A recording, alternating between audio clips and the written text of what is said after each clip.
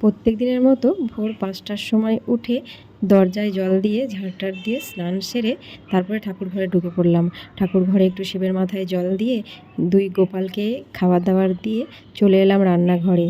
দেখেছো তো কীরকম অন্ধকার হয়ে আছে, ভোর 5টা বাজে। আজকে টিফিনে মেয়েদেরকে লুচি আর আলুর দম করে দেব বলে রাত্রেই ভেবে রেখেছিলাম, যার জন্য সকালবেলায় উঠে শুরু করে দিলাম। আর সকালবেলার টিফিনটা আমি ওদেরকে বেশি কষিয়ে রসিয়ে করে দিই না, কারণ হচ্ছে যে খুব তাড়াতাড়ি থাকে তো, স্কুলে টিফিন নিয়ে যাবে। তার জন্য আলুটাকে আগে কুকারে সেদ্ধ করে নিয়েছিলাম, তারপরে মশলা কষিয়ে আলুটা দিয়ে দেবো। একটু কষানো হয়ে গেলে ভালো করে তখন অল্প জল দিয়ে মাখা মাখা করে নামিয়ে নেব। 2 মেয়ের 2 টাইমে স্কুল হওয়াতে আমার খুব অসুবিধা হয়, কারণ ছোট মেয়ে যায় 7:30টার সময় স্কুল আর বড় মেয়ে যায় 9টার সময়। তার জন্য 9টা পর্যন্ত আমি বাড়ির কোনো কাজে হাত দিতে পারি না।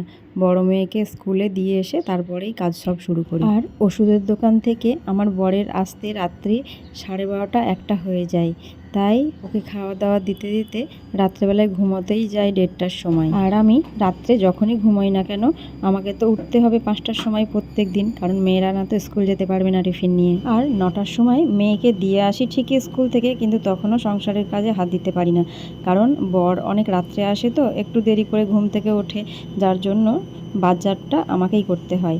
আমি চলে যাই যে বেকার ওকে ঘুম থেকে তুলে কি করব, রাত্রে সারা রাত ঠিকভাবে ঘুম হয়নি, আমি তো বাড়িতেই থাকবো, একটু রেস্টও করতে পারবো, কিন্তু ওকে তো আবার কাজে বেরোতে হবে। তার জন্য বাজার করে নিয়ে এসে স্নান টান সেরে তখন আবার পুজো করতে বসি। তারপরে পুজো সেরে বেরিয়ে এসে তারপরে তখন আমার শাশুড়ি মাকে ওষুধ খাবে, যার জন্য টিফিন খেতে দিই। আর যত সহজে বললাম যে পুজো করতে ঢুকি, পুজো করে বেরিয়ে আসি, কিন্তু গোপাল আছে তো বাড়িতে, স্নান টান সারিয়ে পুজো করতেও 1 থেকে 1.5 ঘন্টা মতো সময় লেগে যায়। তারপরে আমি আর শাশুড়ি মা টিফিন সেরে তারপরে রান্নাবান্না করতে শুরু করি। আমার রান্না করতেও অনেক সময় লেগে যায়। আজকে যেমন অর্ধেক রান্না হয়ে এসেছে, তারপরে এলো ওয়াশিং মেশিন সার্ভিসিং করতে, কারণ ওয়াশিং মেশিনের ফিল্টারটা এতভাবে জাম লেগে গেছিলো যে জল আসছিলই না, অনেক দিন থেকে পড়েই ছিল, হাতে কাচাকাচি করতে হচ্ছিল। আর আমাদের ওয়াশিং মেশিনটা ছাদের ওপরে একটা ঘর আছে, সেখানে রাখা আছে।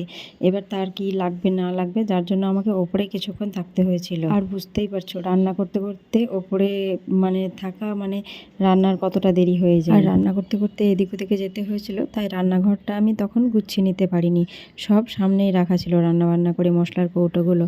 আর তখন এসেছিল আমাদের বাড়িতে একজন দিদি, সে এসে আমার শাশুড়িকে বলছে, ও মা, আজকে তোমাদের রান্নাঘরটা এরকম কেন গো, নিতু একটু এগুলো পরিষ্কার করতে পারে না? দিয়ে আমার শাশুড়ি বলল, না গো, আজকে রান্নাবান্না করতে করতে ওকে এদিক ওদিক ছোটাছুটি করতে হচ্ছে, যার জন্য আজকে গুছিয়ে নিতে পারেনি।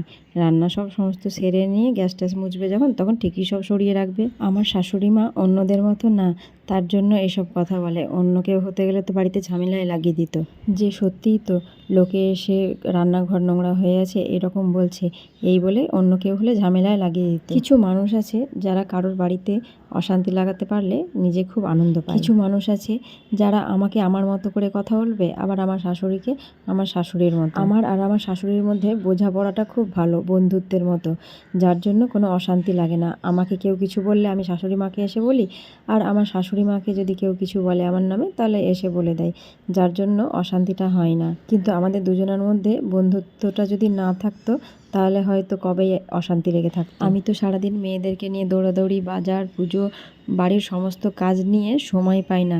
আর লোকে কি করে কি জানি সময় বের করে পিএনপিসি করে। দেখো, আমি মেয়েকে দিয়ে এসে ঘরও গুছিয়ে ফেললাম। আর একটা কথা বলি, আমার ভিডিওগুলো দেখতে তোমাদের কীরকম লাগে একটু কমেন্ট করে বলে দিবে, কারণ তোমরা যদি কমেন্ট করো তাহলে আমার ভিডিও করার আগ্রহ অনেকটা বেড়ে যায়। আমার ফেসবুকের অ্যাকাউন্টটা নষ্ট হয়ে যাওয়ার পর আমার তো ভিডিও করার, রিল বানানোর এইগুলো ইচ্ছেটাই চলে গেছিলো, একদম ভালো লাগতো না। কিন্তু ইউটিউবটা শুরু করে দেখছি এত বন্ধু হচ্ছে, কমেন্ট করছে, তার জন্য আমার উৎসাহটা একটু বেড়ে গেছে। এইভাবে তোমরা যদি আমার পাশে থাকো তাহলে আমার উৎসাহটা আরও একটু বেড়ে যাবে কাজ করার জন্য। সারাদিন দৌড়াদৌড়ির মধ্যে আমি পুরো ভিডিওটা তোমাদেরকে দেখাতে পারি না, কারণ ভিডিও করতে গেলে ক্যামেরা এদিক ওদিক করে ঠিকঠাক করতে হয়, তাতে অনেক সময় লেগে যায়। এরপর থেকে চেষ্টা করব সব ভিডিওগুলো দেখানোর জন্য। তাহলে আজকে এই পর্যন্তই, দেখা হবে পরের ব্লগে। ততক্ষণের জন্য টাটা, তোমরা সবাই ভালো থেকো। আর পারলে আমার পুরো ব্লগটা দেখে কমেন্ট করে যাও, ভালো লাগলেও বলো, আর ভালো যদি না লাগে তবুও বলে যেও। টাটা।